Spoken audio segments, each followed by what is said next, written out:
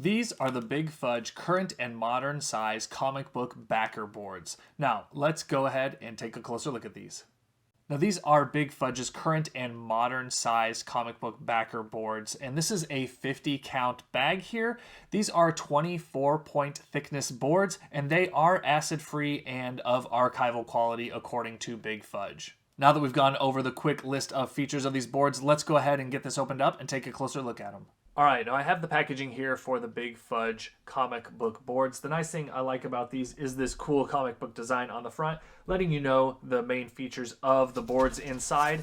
And then we also have the resealable bag here on the back, the little resealable strip. That way, if you're not bagging and boarding 50 comics at a time, you can easily just open this up, get the boards out that you need, and then easily close it back up with that resealable strip. That way they're ready to go the next time you are ready to bag and board your comics. But let's go ahead and open this bag up and take a look at the boards themselves.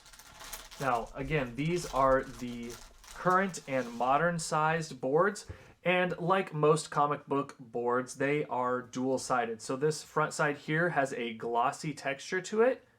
Not too glossy, but it is definitely more glossy than the back side here that has more of a matte finish. Now, these, again, are sized for your current and modern sized comic books. Now, the exact sizing for these boards is 6.87 inches across by 10.5 inches in length. That is the perfect size for your current and modern sized comic books. All right, so here we have a Big Fudge bag, a Big Fudge board, and a modern size comic book. Now, these are the bags and boards from Big Fudge that are designed for current and modern size comic books. We're going to take this bag, find the open tab there, insert the board with the glossy side forward here so that the glossy side is resting up against our comic book.